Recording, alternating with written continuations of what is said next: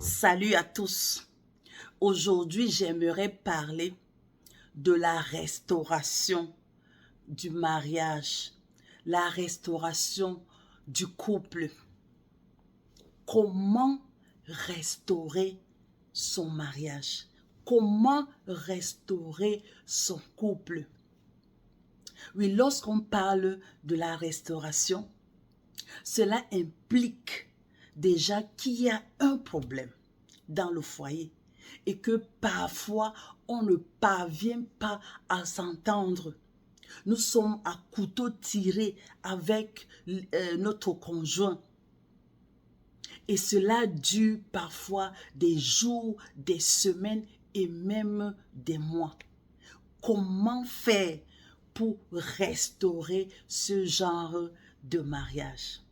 D'entrée de jeu, j'aimerais souligner qu'il n'existe pas de mariage sur cette terre sans problème. Il n'y a pas de foyer dans ce monde des hommes dans lequel il n'y a pas de problème. Chaque mariage a son problème. Chaque foyer conjugal a ses problèmes. Mais les problèmes, je le dis toujours que la présence des problèmes ne veut pas dire que le mariage a échoué ou alors que ce mariage ne peut plus continuer. La chose la plus facile à faire, c'est de divorcer ou c'est de se séparer. Non. Il y a d'autres choses que vous pouvez essayer et qui, par la grâce de Dieu, vont marcher et vous permettre de restaurer votre mariage. Donc, lorsqu'on est dans un problème sérieux, on est à couteau tiré. Parfois, on a même déjà demandé des conseils. Ça n'a pas marché. Que faut-il faire? Comment faire pour restaurer son foyer? La première des choses qu'il faut faire, c'est de reconnaître sa faute, reconnaître son tort. Le plus souvent, qu'est-ce qui se passe? Lorsqu'un couple est dans un problème, généralement, l'un des couples de conjoints dit que non, c'est l'autre, c'est mon mari, c'est mon mari, c'est mon mari, c'est parce qu'il a fait ceci que ceci est arrivé, c'est mon mari, c'est lui, c'est à lui la faute 100%. Et le mari de son côté dit aussi que non, c'est ma femme. Cette femme est bavarde trop, elle est trop têtue, elle n'est pas soumise. C'est elle, c'est à cause d'elle que ça ne marche pas dans le foyer. Et chaque conjoint renvoie la responsabilité à l'autre. La faute, c'est l'autre. Les erreurs, ce sont les erreurs du conjoint qui ont fait en sorte que nous arrivons à ce niveau. Et c'est tellement mauvais. Et vous voyez que vous ne parviendrez jamais à vous entendre.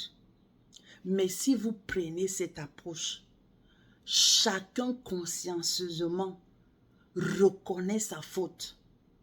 Parce que dans tout problème, je peux dire 99% des problèmes dans le foyer, chaque conjoint a sa part de responsabilité. Parfois, les responsabilités ne sont pas égales. Parfois, la faute peut être à la femme à 55% et au mari à 45%, ou alors au mari à 70% et à la femme 30%. Cela dépend. Mais chaque conjoint a sa part de responsabilité là-dedans. Donc, chacun d'entre vous doit s'asseoir pour dire que, dans ce problème-là, quelle est ma part de responsabilité? Qu'est-ce que j'ai fait pour amplifier cette situation? Qu'est-ce que je fais qui aggrave la situation de notre foyer? Tu t'assois et tu réfléchis. Lorsque tu regardes à toi-même et commence à examiner tes actions au lieu d'examiner les actions de ton conjoint, tes yeux vont s'ouvrir et tu vas voir que, oh oui, c'est vrai. C'est parce que j'avais dit tel mot que mon mari s'est enflammé. Ou parce que j'avais fait ceci à mon épouse, qu'elle s'est enflammée. Et puis la situation s'est empirée. Et tu commences par là. Soyons responsables. Reconnaissons nos fautes. La parole de Dieu dit que reconnais là où tu es tombé. C'est là où tout commence. Reconnais ta faute. Et lorsque tu as reconnu ta faute, lève-toi, va demander pardon à ton conjoint. C'est la deuxième des étapes. Parce que le plus souvent, certains disent que oui, je sais que c'est à cause de moi. Mais ils s'arrêtent là. Moi, je vais aller demander pardon à mon mari. Pourquoi? Ou bien, est-ce que moi, un homme ne demande jamais pardon à sa femme? Moi, je ne peux jamais aller demander pardon à ma femme. Et vous voyez que la situation reste et ça s'empire. Prenez votre courage. Ça ne vous enlève absolument rien d'aller demander pardon à votre mari ou à votre femme. Chérie, vraiment, j'ai examiné ce problème et j'ai vu que c'est moi qui avais commencé. C'est moi. Je te demande sincèrement pardon. Je ne vois pas un homme ou une femme dans ce monde-ci vers qui on va demander sincèrement pardon avec humilité et le cœur n'est pas touché. C'est là où vous allez commencer par toucher le cœur de votre conjoint. Et lorsque vous avez demandé pardon, promettez-lui de ne pas recommencer. Oui, parce que la plupart d'entre nous, nous sommes champions. Demander pardon. Aujourd'hui, je demande pardon. Demain, je demande pardon. Mais nous n'avons pas l'intention de changer. Montrer à notre conjoint que non, cette fois-ci, c'est sérieux. Je vais changer. Non, on continue toujours dans les mêmes choses. Et puis quand on a fini, après on vient demander pardon parce que on veut juste se purifier pour aller bien prier. Ça ne peut pas marcher. Et lorsqu'on prétend, même le conjoint connaît que non, ce n'est pas du sérieux que vous êtes en train de faire. Et vous voyez que la situation va continuer à s'empirer. Donc si vous êtes un mari responsable, si vous êtes une femme responsable, prenez l'engagement devant votre conjoint de ne pas recommencer. Chérie, vraiment, désormais, je veux te parler avec respect. Et si je dégame, je te donne la liberté de me rappeler. Ah, vous voyez que le conjoint va voir que non, cette fois-ci, il ou elle est sérieuse. Donc, chaque fois que vous allez dégamer, le conjoint va vous rappeler gentiment que tu te souviens de ce que tu avais dit. Oh, ça va te permettre de changer. Mais si vous ne prenez aucun engagement, ça veut dire que vous n'êtes pas sérieux. Et vous allez continuer dans la même habitude qui a créé les mêmes problèmes. Et votre conjoint verra que ce n'est pas sérieux. Donc, prenez l'engagement devant votre conjoint de changer.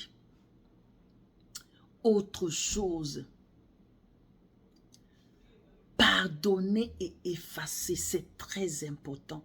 Je sais que il y a des blessures dans le cœur lorsqu'on a été blessé par son conjoint. Il y a des blessures qui ne guérissent pas facilement. Ça prend du temps. Mais lorsque vous avez pardonné, laissez votre cœur guérir. Parce qu'il y a des gens qui disent qu'ils ont pardonné, mais toujours le cœur est aigri. Toujours le cœur est aigri. Ça veut dire que vous n'avez pas pardonné. Lorsque vous pardonnez, vous ressentez la paix dans votre cœur. Et lorsque vous ressentez la paix dans votre cœur, le Seigneur va commencer à guérir votre cœur. Et oubliez le passé. Faites des efforts pour oublier le passé et vous focaliser sur l'avenir. Quelqu'un va me demander, oh tata, ok, si je reconnais, si je demande pardon, jusque-là, mon conjoint ne change pas, il n'y a pas de changement dans notre foyer, qu'est-ce que je dois faire? Ne te fatigue pas. Ne rentre pas dans tes mauvaises habitudes. Ça sera pire. Sois seulement patient. Parce que la parole de Dieu nous dit que le cultivateur sème, il attend. Il y a une période de récolte. Donc vous êtes en train de s'aimer. Soyez patient. La transformation ne vient, le changement, la restauration ne vient pas promptement. C'est un processus qui prend du temps. Si vous êtes patient et vous êtes consistant dans votre changement, dans votre nouvelle attitude, vous allez voir que vous allez récolter des bonnes semences. Ça va changer. Donc ne vous découragez pas. Quel que soit le problème dans lequel vous vous trouvez, vous pouvez restaurer votre foyer avec la bonne volonté et avec l'aide du Seigneur. Parce qu'il a dit que sans lui, nous ne pouvons absolument rien. Donc dans cette vidéo, qu'est-ce que je veux nous dire? C'est que la restauration est possible. Il y a des étapes que nous devons emprunter, suivre un processus que nous devons suivre pour restaurer entièrement notre foyer. La première, c'est de reconnaître sa faute. La deuxième, c'est de demander sincèrement pardon à son conjoint. La troisième, c'est de prendre l'engagement de changer et aussi de persévérer dans le changement jusqu'à ce que les choses changent. Et la chose aussi la plus importante, c'est la prière. Ne cessez pas de prier pour votre foyer. Ne cessez pas de prier pour votre conjoint parce que c'est très important. Nous n'avons pas à lutter contre la chair et le sang. Parfois, ce sont des esprits qui viennent attaquer votre foyer. Et si vous ne priez pas, vous ne pourrez jamais les vaincre. Merci beaucoup et beaucoup de courage à vous. Parce qu'avec le Seigneur, tout est possible. Vous pouvez restaurer votre foyer. Que le Seigneur vous bénisse abondamment.